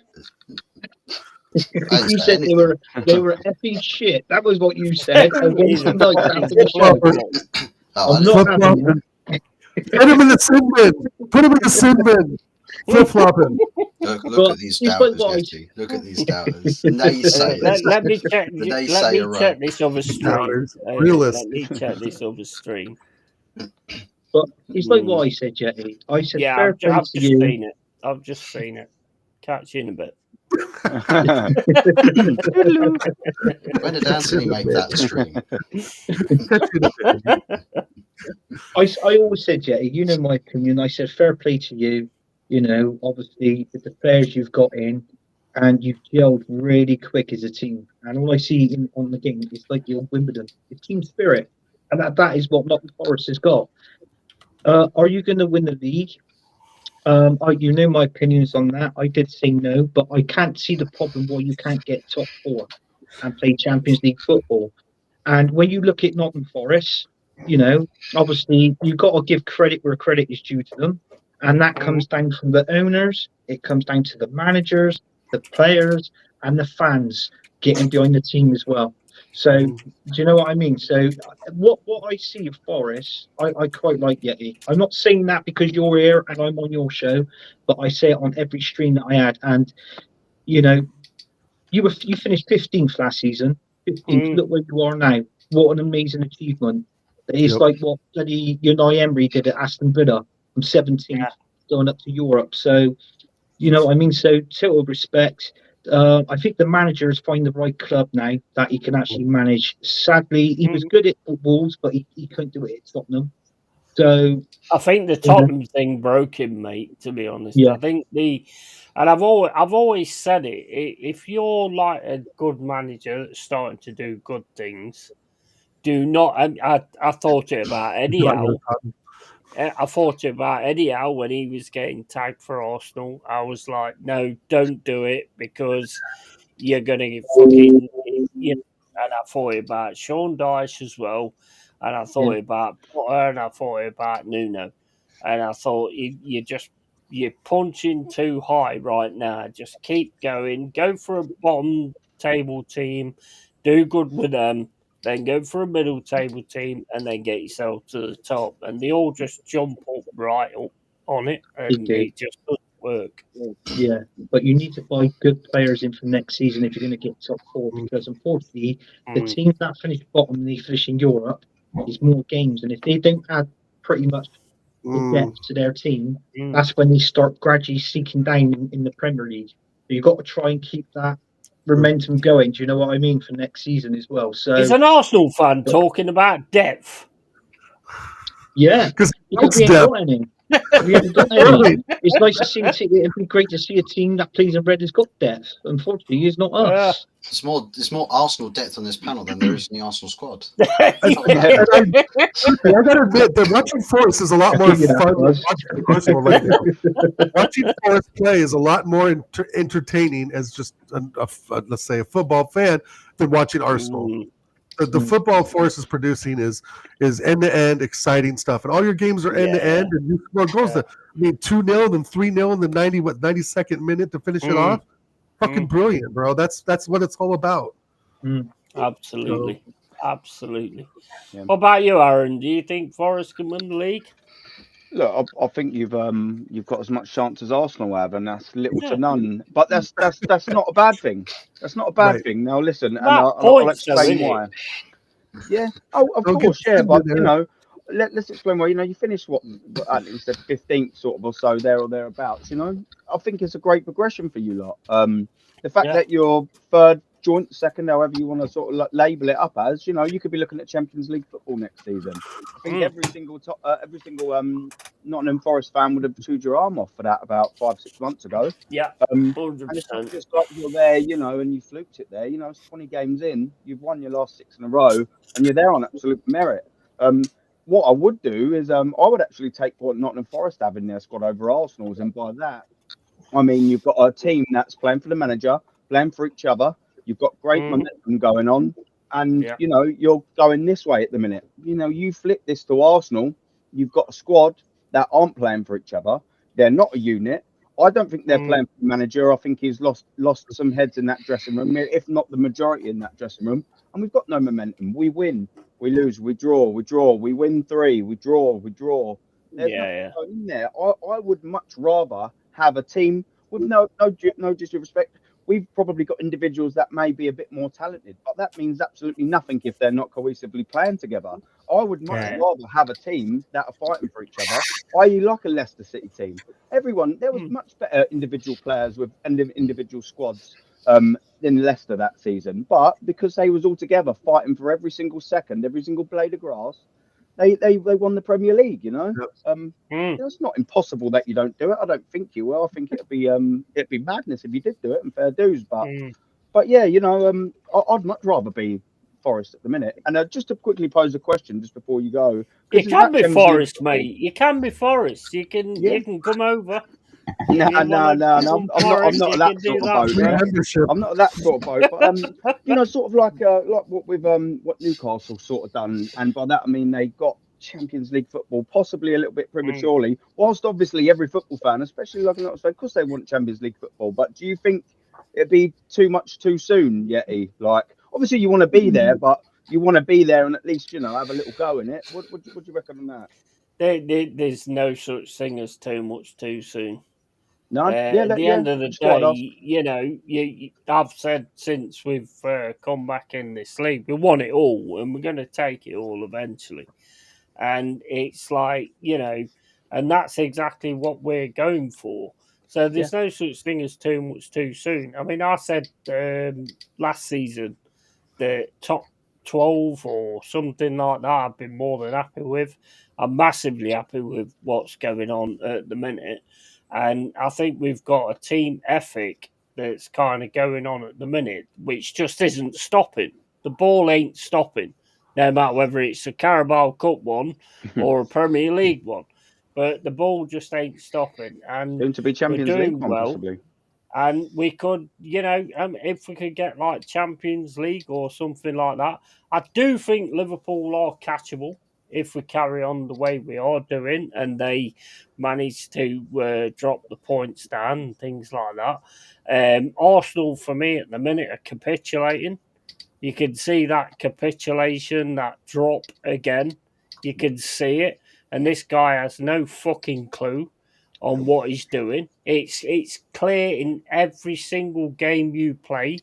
As soon as the plan A doesn't work, now the set pieces have stopped working. Now it's the fault of the fucking football. This guy's a bum. He's a bum. He's a YTS fucking trainee, and he needs to go. And you ain't gonna win shit with this guy. No, I'll tell you that now. Do you know what, Yeti? Straight. Just quickly as well to add to my point, or add to about the Champions League football, is at the minute as it stands anyway, England's coefficiency means that 5th place actually gets Champions League football at this particular stage of the season. So I mean, there is absolutely every chance that you're at least going to get there. I think you'll finish higher than 5th, but as it stands, that's the benchmark for the coefficiency. So. Yeah, buzzing for you, man. If you get Champions League football, which I think there's a lot of things going to happen before the season ends. I mean, look, if I was to say it sort of straight and not as a Forest fan, I would say that Liverpool are the most sort of compact, complete team at the minute, even though they're having this little drip at the minute. The one thing that our Slot keeps going on about is the fact that they lost to us. It's a big thing for him. So basically, as much as I'd like to think that they're going to come to the City Ground and we're going to beat them, it's going to be a difficult game. Every game is going to be a difficult game, So I'm not getting over the top in that respect. I'm just enjoying the fact that we're up there instead of being fucking down there. Yeah, that's kind of what I'm enjoying and what I'm enjoying seeing. I'd love us to win the league for the simple reason: 1, to win the league for the first time ever, and 2, I've got fucking 20 quid on it. So if we win the league, I get 2 fucking grand. Let me ask you a question before I gotta go here.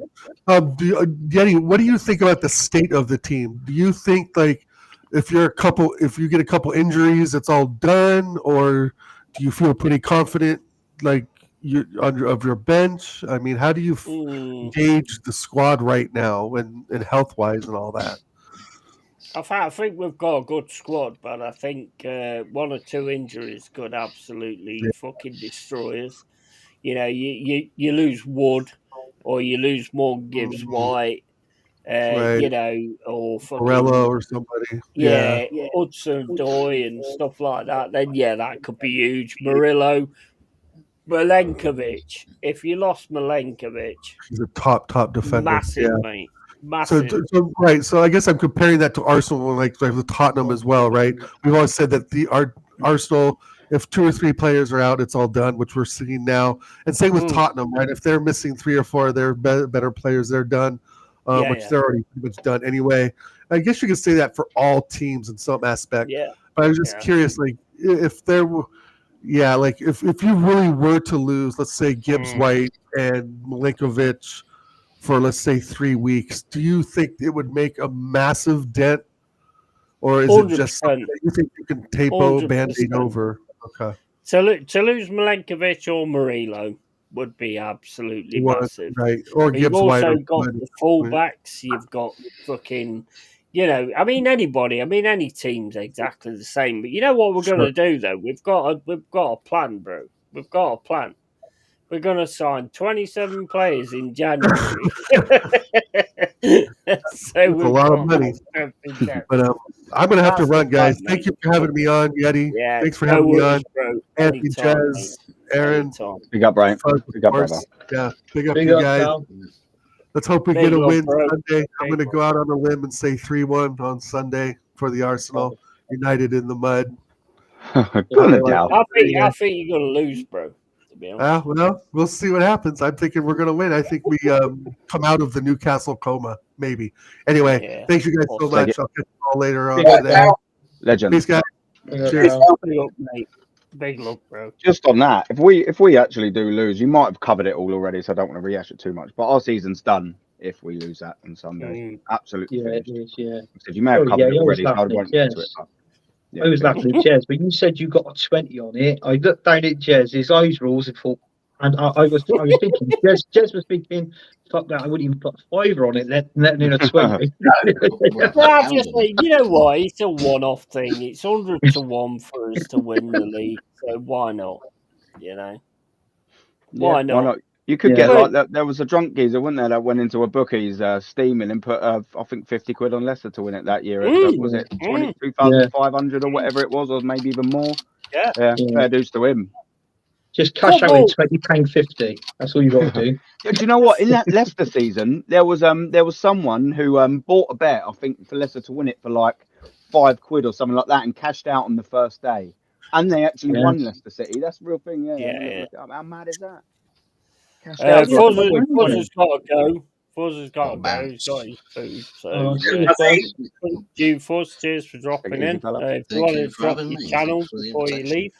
So, Optus 44. G probably later on tonight might do a shortish preview of the Liverpool Arsenal fixture later on tonight. And, I'll see if Tont's still going with his game as well, and maybe if he's got a space on there, jump on and take the piss of how his team's 3-0 down to Aston Villa. Yeah, I might do that if he offers me on that. Only if his team is losing will we all go on. There. If he's winning, we'll if they're losing, everybody asks for the link. All right. Cheers for having me, guys. Cheers, Fuzzy. Catch you. Take care, mate. See you, Fuzz. No worries, big love, bro. Yeah. So, I mean, it's like, have you guys heard anything about any signings you might make? Because, like, Anthony was saying, like, I think it was you, Anthony, saying that there was not going to be any signings or anything like that. Is that what he said? That's what he said in his press conference, yeah. And we touched on that on Jez's show, but he's actually come out in the press conference today and say that he would like a couple of signings, but they've got to be the right ones. Is one of them a Carabao Cup ball? Yeah. So anybody that can kick a Carabao Cup ball, he's going to sign. So it's a cop out, that though, isn't it? And like that saying that, it has to be the right one. Though it's just like, but we didn't find the right player. It's such a cop out. That is. It is, mate. I can't understand it. I just find his managers. I've never understand his way of thinking. This manager. You're not going to get Vlahovic because I mean you've been linked to Vlahovic more than fucking Jordan has been linked to fucking Peter Andre in the team. Yeah. Is that? And trust, I know, and that bitch is on heat. But yeah, I didn't get it. I just seriously, I didn't get this manager. I didn't get his philosophy in the team and all that. I just think it's time for him to see what he's like at the end of this season. I mean, if Man United knock us out the FA Cup, that's 2 cups, 2 domestic cups. We're not strong enough to win the Champions League. So however far we get in that, we just got to take it as that comes as well. And we just ain't got the team to win the Premier League. So I'll be honest with you lads now, Jez and Aaron, I reckon it's going to be a trophy this season. Yeah, I agree with you, mate. I totally agree with you. Totally. And that might just be the time when the fans... I'll tell you, you go to the game on Sunday, Aaron? I was due to, and after the full-time whistle, I sold 3 of my home tickets. So no, I purchased it and I've sold it straight away. I'll tell you what, if we lose to Man United, right, on Sunday, that is when you're really going to start fans seeing like getting the right cob on. Yeah. Because 100%. Hang on, Emirates Cup. The carrier bag, I can't see us going to Newcastle and winning that. I think Newcastle will score first. And Arsenal are going to have to go 100% for that, and that could expose us at the back. Yeah. And then we're in deep shit. And if we go out against Man United on Sunday, I reckon you will see fans really starting to get on his back. Yeah. Oh, 100%. It's already happening anyway. When I've been at the Emirates, there is starting to get a few sort of divided sort of opinions, and there's a couple of bits sort of said across that North Bank, from sort of other people, sort of couple booing at some stage, me being one of them. And I've heard sort of people going, "Oh fuck, I'll shut up. I don't really care. I'll do what I want there." Do you know what I mean? I'm not being disrespectful or horrible, or either to anyone. I'm just letting the team know how I feel. It's happening. It's happening already. The disgruntledness, like it's going to get like Wenger would. And if he don't win anything this season, I genuinely believe at stages next season, if he's still on, and Godfrey, I don't want him to be there next season, but if we do go through trophyless, but he keeps his job, and we don't start well, I mean, like that's when you're gonna see him go another season at the beginning, and then it's gonna be, I reckon that's when you'll see some real sort of carnage and divide between fans. But hopefully he's gone sooner than that. He shouldn't be here now. He should have been sacked in the tunnel. Aaron, it's going to get. DJ was saying the other night that there are fans where he was. He left at half time. He was that pissed off with it. Yeah, and he said that people were arguing and getting proper nasty about it. And he said it won't be long. It won't be long. And where's he sit? He's the other end. Is he East Stand? Is he? Yeah. Yeah, so that's what I mean. It's happening all around the Emirates. It's not just little sections of it. It's everywhere. And it's got to be. It's got to be, though. It's got to be. Wenger days where people will be starting to have fights. Yeah. Yeah, it will get there. It's not. I don't think it's far off. I think we're personally out the league anyway, and I've done for a little while. There's it's feasibly possible, but I mean, realistically, it's not going to happen. Us going through against Newcastle, which just ain't. And like I said, if we go out to Manchester United, especially at home, I mean, you're going to hear. I'd expect the vast majority of boos. Wednesday night. Yeah. I will be going to that one. That's good. That's going to be a big one, isn't it? Arsenal. If we lose that one, there's going to be hell to pay. Oh yeah. And especially if we go out and lose. That's how you notice the real fans, because the real fans will get passionate and they will fucking lose their shit against the people that ain't passionate. you know, and that's how it's always been. You know, I've lost my shit with a lot of like Forest fans over the time when a team's like scored against us and stuff like that. Like when you had that fucking Trundle guy that used to play for Swansea. Oh, Lee Yeah. Trundle, yeah. Yeah, and I turned around and went, he's a fucking wanker, he is. And this fucking Forest guy turned around to me and says, he's one of the best players in the league. I went, does he play for Forest? No. So he's a fucking wanker, isn't he? You know? And that's exactly the Can't way argue it'll with the go. logic. It's good. Fucking hell. No, Was it's the right. guy Trundle? Was that not Lee Trundle? Yeah, it was Lee Yeah, Trundle. yeah, Yeah, Lee yeah, Lee Trundle. Yeah, the Lee Bulldog Yeah, team, He's wasn't a it? he was a cracking bad, player. he was a Was bad good. little player. He was a he was quality player, but he didn't Yeah, play for Forest, yeah. so he's a I've wanker, actually, mate. I actually seen him because he was doing kick-ups with a golf ball, and he was quite He's skillful. He was quite brilliant. skillful as well. He Yeah, was brilliant. yeah, Absolutely he was brilliant. good for Bristol City. Mm. Do you know what you were saying as well, Yeti? What just before you sort of spoke about Lee Trundle, you were saying sort of about the real passionate sort of fans against the not. Mm. Do you know what the problem sort of is, and it's what gets on my nerves is like fans like us, football fans like us, it hurts us and it scars us. You know, a bad result going out of a cup, it's still hurting me about that Newcastle. That was 3 days ago. The problems with these fans is like, we'll show how we feel about this club, you know, via a boo or that was fucking shit, you know, whatever. And then we'll be told, no, how dare you not support the team? The thing is they don't give a toss about Arsenal all the way until they get into the club store, spend a couple of quid, go and watch the game, take a couple of selfies with a pitch behind them, and then full-time whistle, regardless of a win, draw, or a loss, or you're out of a competition, they couldn't give a shit. It's totally out their mind. But fans like us, you know what I mean? We're the ones that pick up the pieces. We leave hurt. Sometimes I don't sleep. I roll around. My missus sometimes kicks me out the bed. She goes, "Oh, can you fuck off out the bed, please?" Because I'll roll around and it's pissed me off that much. I can't sleep and I'm moving. And she kicks me. Honestly, she kicks me out downstairs, and it affects us. And like today, it's still killing me, that Newcastle game.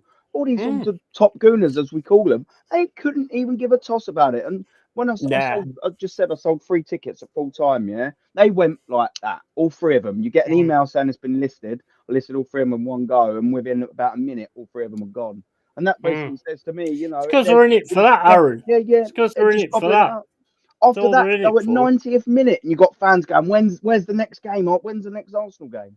I wanted to get out. I wanted to sell mine. You got people wanting to buy it after that shit. Yeah. That's what I can't wrap my head around, man. And you just think like that they should still be on sale, them free tickets, because people should be going, I ain't fucking going to them games. It's a different era nowadays, and Jez will agree with me on this, because like back in the day, if you'd have like seen your team lose, and one person would have turned around and gone, "Oh, you know, we deserve to lose that, this, that, and the other," people would have piled on him. They'd have fucking slapped the shit out of him, because what are you doing here? And it's a different situation now, because the real passionate fans show through. And some of these people are just about that fucker. That's all they're about, just making money, especially on YouTube. That's all they're about, just making money. The fucking Bavs, the fucking egos, and all this, that, and the other. Oh, yeah, well, the ball is a little bit different. Shut up, you prat. I'll What, smash people the are ball actually into your agreeing with face. Arteta on there? Yeah, absolutely. I haven't listened. Like, I don't really listen to them. I haven't. Well, I don't That's 100% know, but a few of them I think I've gone with him. But it's like, because they are sellout bastards, because they get to go to the ground and they get to talk to Arteta and all this, that, and the other. So they just sell out little bastard fucking channels. That's all they are. You know, I could never be like that, ever. I'm always going to tell it real, always going to keep it real. Don't say keep it real, keep it Anthony. But I'm always going to be like that, always. That's it, yeah. Yeah, no worries, bro. If you got another show, that's all good, bro. Yeah. But yeah, I mean, it's like, I just don't get it. I don't get the way that some of the fans are now. I'm Forest through and through, and always have been. And I'd go to the games if I could afford it. But, you know, I can't. But I just find it ridiculous, to be quite honest. And Jez, it must hurt you big time with what you've seen in the past. Oh, absolutely, mate. Absolutely. Yeah, I was there when it was all turning nasty. It never got like that when Terry Neal was getting forced out. It wasn't like that. Different times, different days. But it was getting to the point where it was a collective. The difference with Terry Neal was you didn't have these tourist fans, as I call them, right? They all the fans that used to go then were proper Arsenal, proper came from the area or travelled in, but they were proper Arsenal. They had links and whatever. Now there's just such a variety of people that will spend. They all spend £1,000 to travel to see Arsenal play. Yeah. Because they can do it. They've got the money. The money is there. It's available. And that is what is ruining and killing the situation. Because I'm pretty certain, I'm confident in saying most proper die-hard, I'm talking about die-hard Arsenal fans right now are saying, fuck Arteta, get him out. Yeah. Probably not even going either. Yeah, Jez, mate, this is it, right? I've never done this with my season ticket. I promise you, I'm not just saying it as a flag. I've never done this. Like, it's now to the point where I'm like, the game on Sunday, like, is 56 quid. The 3 games that I sold are there or thereabouts. I'm thinking I'd actually would rather spend time with my missus and kids. Do you know what I mean? Because I do all of this and I don't see them a lot. I've got to work all day. I'm on here or I'm at the game. I'm sitting there and it's got to the point where I think I don't believe in Arteta whatsoever. I know that this squad's going nowhere. And sometimes it is a little bit hard to get up for it, mate. Like, because I just know I'm going to go there, spend 60 quid on the ticket. I'm gonna be freezing cold all the way there. Do you know what I mean? I have to drive there, back, and watch 90 minutes of painful crap. It wouldn't even be so bad if the football was half entertaining, but it's so shit. Yeah. It's so shit. I'd rather spend time with my missus, and it's a shame because I love going to Arsenal. It's always been a part of me for the last 7 years that I've had it. But I mean, it's got to that point now, you know, where I'm looking there and thinking, Jesus, man, what is the point? There's nothing worse as a passionate fan of your club, like seeing people that ain't that and like trying to do what they're trying to do and all that kind of stuff. And there's nothing worse than like having a bad manager or a bad owner, which we've had quite a few. And there's nothing worse than that these people don't see your fucking dream of what you want. There's nothing worse than it because it's like, you know, you look at fucking this dickhead fucking prime minister that we've got now. You know, there's nothing worse than like seeing somebody who's just like doing the things that you don't want them to be fucking doing and you expect more. Nothing worse than it. Fucking hell, on ITV, they're showing the replay of the Arsenal West Ham Cup final. Now, 1980. Oh God! But switch it off, Jez. Switch it off. It might be a human. Switch it off.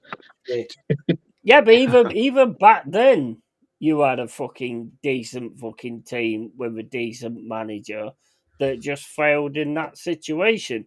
Now you've got a manager that's just an absolute fucking twat who just doesn't care what you guys think at all. The cult, in my opinion, started when he dealt with Xhaka the way he did. Because Xhaka, anybody who turns against the fans or does anything like that, you're out the fucking club. I don't care what you do afterwards. You're gone. You're done. Same as Pierre Van Hooijdonk when he did what he did. I mean, Gwen Doozy did nothing at all like that, and he got rid of it. No, I know. All Gwen Doozy did was all right. He shouldn't have grabbed the player around the throat. Fair enough, but all he was this. But at the end of the day, he was soon out the club, and he was a far better. Gwen Doozy was never going to listen to him. Yeah, and that's why he got him out, isn't it, boys? Yeah, let's face it, because he knows he can't control him 100%. Yeah, 100%. And he don't want that around him. I can't think whose stream I was watching when someone said, it might have been DJ V's thing about Tony Adams and your journey yesterday, Jez. His journey, rather. He was basically saying, yeah, you'd never have to play a lot of Tony Adams in there. Do you know what I mean? Because it'd go against everything he'd said. And Arteta don't want that. And you know what? All the fucking great managers, Clough included, Ferguson, all of the fucking great managers have had players that don't agree with them or don't like them, but they still put them on the fucking pitch because they do what they need to do when they're on the pitch. Roy Keane, Alex Ferguson, absolute fucking 100% thing in that. All the fucking decent managers, whether you get on with a player or not, if you're not a good manager, you get rid of people that disagree with you, whether they're good or not. If you're a good manager, you keep those players to do what they've got to do, but then you ignore the prick when he fucking walks past you, you know, but you still keep them on the fucking pitch. Yeah, exactly. And there was one manager that did that as well, right? Was Kenny Dalglish when he was the manager of Blackburn Rovers. They had a goalkeeper called Bobby Mims. Him and Bobby Mims, they hated one another with a passion. But Kenny Dalglish put personal faults aside, and they said, "Why are you playing Bobby Mims?" He said, "Listen, he knows his job. He knows his role. He's a good goalkeeper. But at the end of the day, he's got that for him. Yeah."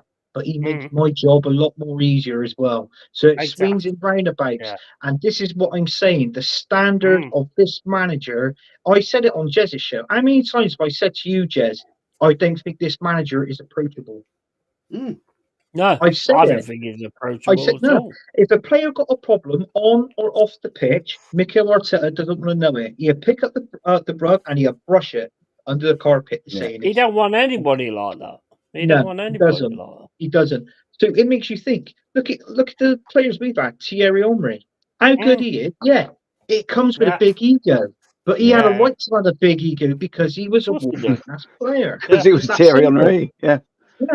And like you know, if we signed a striker like that at that caliber, let's say if we signed one in this window, come to the end of this season, if Mikel Arteta can't control him, he'll most probably say, right, I want him gone. Because I can't get on with him. Do you think that's why you've got no world class players or got no because a world class player coming into your team now would have to sit back on Arteta. Just look at Tierney, for instance. You know, Tierney could turn around to Arteta and say, "I've won more than you ever have." Yeah, who are you fucking talking to? You know what I mean? And it obviously plays a point. So maybe I think Arteta is holding you guys back so 100%. in getting those world class players, because those world class players like a Neymar or whatever, whoever. Let's just look at whoever would turn around to Arteta and say that don't work. You're wrong. It's Mikel Arteta at the end of the day. He's a manager. I mean, I'm not being funny. When you had the likes of George Graham, that sort of manager can attract world-class players. When you had Arsene Wenger, he attracted world-class players, or he attracted players and turned them into world-class. Who's going to want to play for Mikel Arteta? Exactly. Let's be honest. Is there a world class attractive like a Paul? Like he could pull a standard world class player into the Arsenal Football Club? No, he can't. Exactly. So this is what we've got. This is what we've got at Arsenal Football Club, unfortunately. And I've got nothing against the guy personally.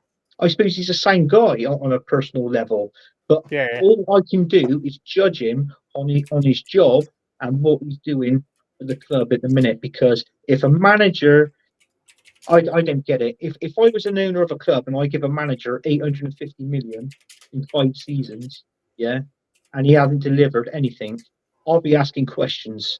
That's like me. That's like me working for Jez and saying, Jez, let me work for you.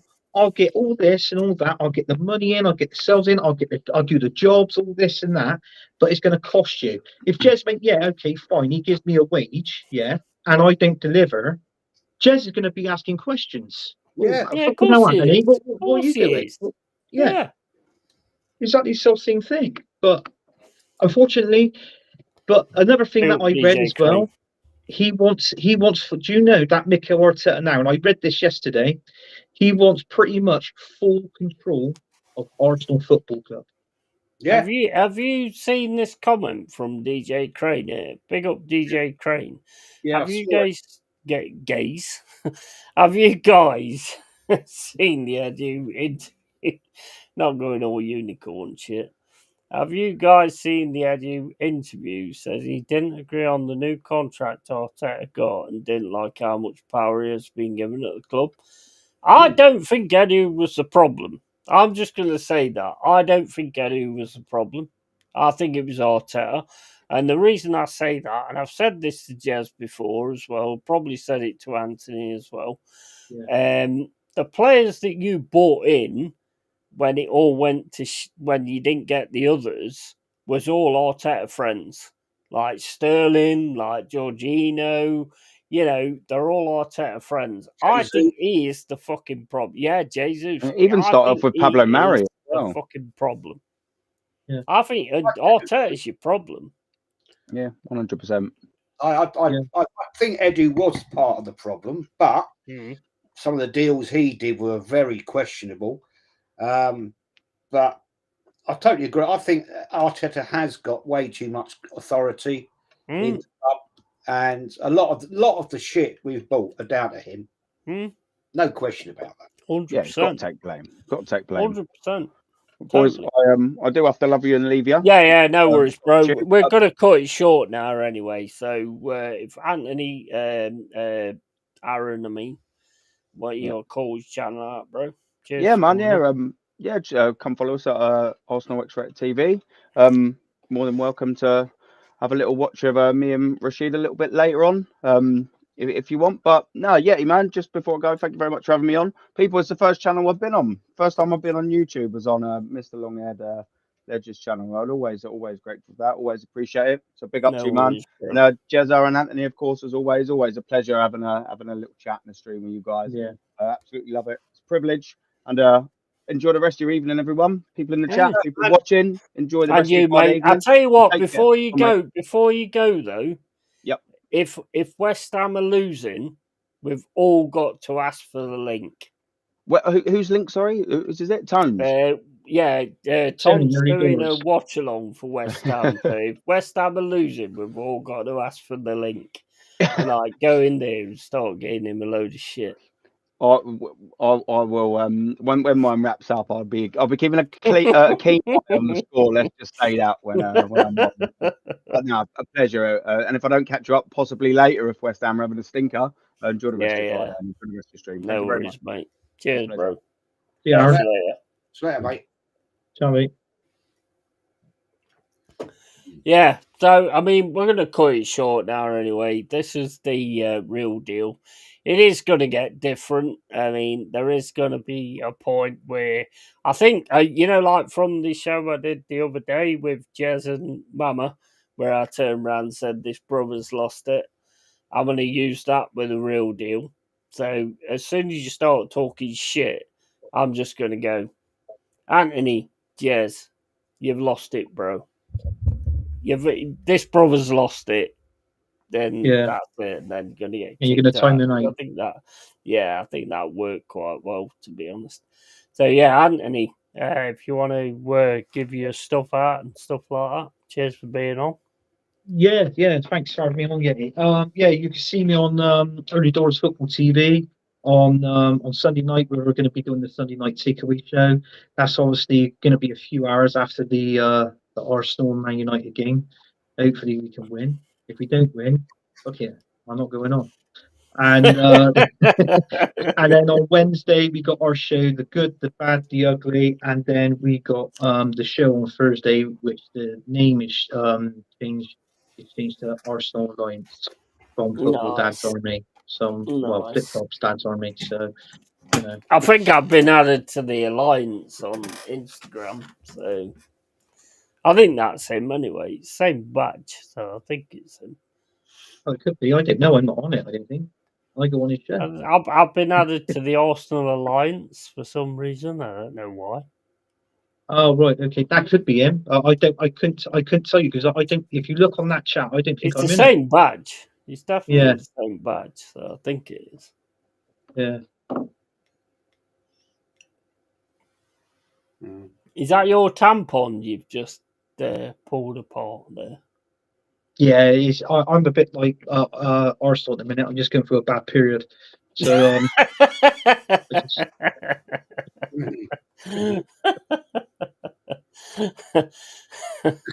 Good one, Mo. Good one. debate Jezza, day. mate, where can we find you, bro? I know where we can find you, but the chat needs to know where we can find you. Yeah, Arsenal, the history and more. Thanks for having me on as always, mate. It's always a pleasure jumping on. Yeah, no worries, bro. To Anthony and everybody in the crew. And Okay. so next week, Thursday, will be a lit show. Doing the 91 team versus the Invincibles. Who's the better team with DJ and Kenny? Nice. Debate that one. That'd be quite interesting. Awesome. Right, guys, this has been the real deal. It's going to change over time. We're going to sort different things on it. And as always, keep it real, keep it yay. I thought you was going to say Anthony there. Glad you didn't. Well, keep it real, keep it Anthony. Do you know what I mean? Fuck you, bro. Mate, I've got it copyrighted, bro. I'll take you to court. I will take you to court. I'll steal all of your tractors. Well, we'll settle now, Yeti. Let's be honest. I'll give you £2.50. How's that? Yeah, keep it real, keep it yay. And yeah, just one more thing. This is the real deal. We're going to keep doing this like on a Friday night, probably 6 o'clock on a Friday night, just chatting about what goes on in the week and stuff like that. And yeah, big up to everybody who supports me. I appreciate it massively. And yeah, take it easy, guys. And we're out. See you later, guys.